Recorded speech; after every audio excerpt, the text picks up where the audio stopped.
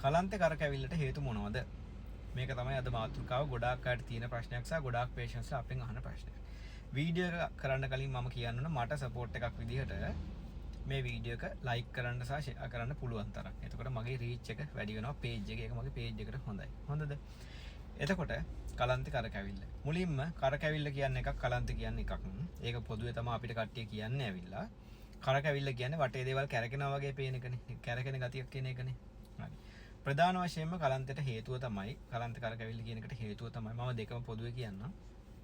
එකක් ඩිහයිඩ්‍රේෂන්. ඒ කියන්නේ ඇඟේ වතුර නැහැ. විජලනයටපත් වෙලා. ඔයාලා ඉන්න තැන ඔයාලා ඉන්න මොනවාද පරිසරය ප්‍රශ්න වැඩි වෙන්න පුළුවන්. ඔයාලා නැත්තම් වතුර බොන අඩු වෙන්න පුළුවන්. නැත්තම් ඔයාලා මොනවාද ඩයරියා බඩේ එළිය ගිහිල්ලා වෙන්න පුළුවන්. ඔයාලට වමනේ ගිහිල්ලා වෙන්න පුළුවන්. මොන වගේ ඔය වගේ හේතුවක් උඩ ඔයාලට ඇඟ විජලනයටපත් වෙලා ඇඟේ වතුර අඩු. ඕක එක හේතුවක්. එතකොට මොළයට ඔක්සිජන් මදි වෙනවා, ලේ මදි වෙනවා. ඊට පස්සේ කලන්ත ගතිය එන්න පුළුවන්. ඊට පස්සේ low blood pressure. blood pressure එක අඩුයි. blood pressure එක අඩු වුණාමත් වෙන්නේ අපේ මොළයට ලේ සැපීම අඩු වෙන එක තමයි. හොඳද? pressure එකෙන් අපිට අවශ්‍ය pressure එක නිසා තමයි අවශ්‍ය pressure එක තියාගෙන තමයි අපේ පටක වලට අවශ්‍ය ඔක්සිජන් සැපීම දෙන්නේ.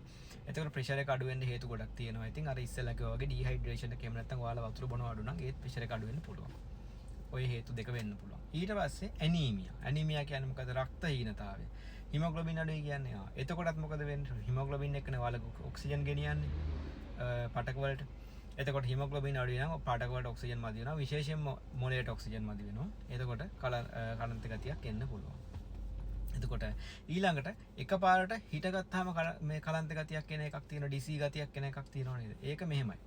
ඒකත් වෙන්නේ මොළයට ඔක්සිජන් මදි එකම තමයි. අපි සාමාන්‍ය රිලැක්ස් එකේ ඉඳගෙන ඉන්නකොට අපේ ලේ අපේ ඇඟේ ඊවන්ලි සමානව ඩිස්ට්‍රිබියුට් වෙලා ගානට බෙදලා ගිහිල්ලා තියෙනවා.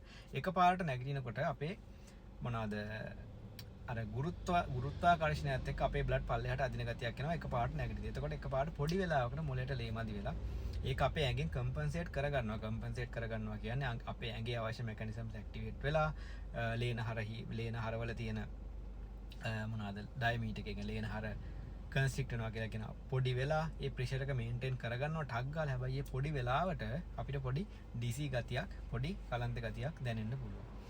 ඊට පස්සේ මොනවද? ඔයාලා සමහර බොහෙත් බොනවා. ඔයාලා ඇන්ක්ෂස්, ඔයාලට ડિප්‍රෙෂන් වගේ එක්ක ස්ට්‍රෙස් එක ඔයාලා කල්පනා කරනවා. ඔය වගේ දේවල් වලදී කලන්ත ගතියක් එන්න පුළුවන්. ඔයාලා මේ බොන බෙහෙත් වලට ඇන්ක්ෂස් නම් ડિප්‍රෙස් වෙලා වගේ තියෙනවනම් ස්ට්‍රෙස් එක වැඩි නම් එන්න පුළුවන්. හොඳද?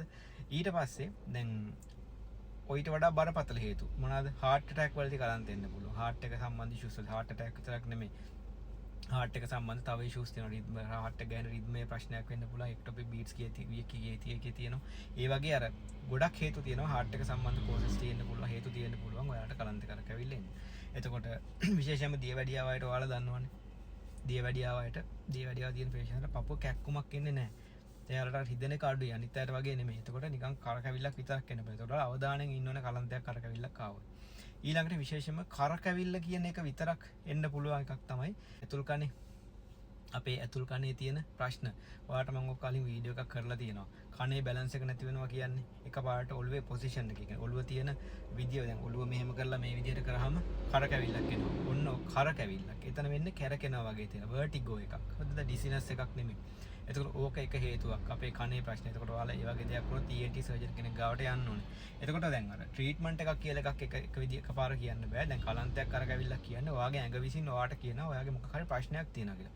ඔයාලා ඉතින් ડોක්ටර් කෙනෙක් ගාවට ගිහිල්ලා ડોක්ටර් තමයි ඔයාගෙන් අනිත් ප්‍රශ්න ටික අහලා ඉවැලුවේට් කරලා ඒකට උත්තරේ ගන්න ඕනේ. උදාහරණයක් විදිහට දැන් ඇනීමියා ඔයාට රක්තහීනතාවය නිසා කරකැවිල්ල මේ කලන්ත ගතිය තියෙනවා කියන්නකෝ. එතකොට තව රෝග ලක්ෂණ ඔයා පේල් ඔයාගේ මේවා සුදු පාට වෙලා තියෙන්න පුළුවන්. රෝස පාට ගතිය අඩු වෙලා තියෙන්න පුළුවන්. ඇවිදිනකොට ඉක්මනට මහන්සි වෙනවා වෙන්න පුළුවන්. පපුව ගැහෙනවා තේරෙන්න පුළුවන් පට ගාලා.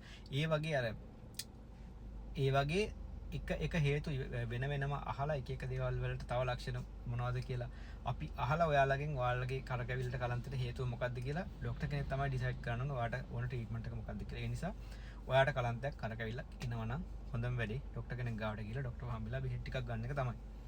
Thank you very much.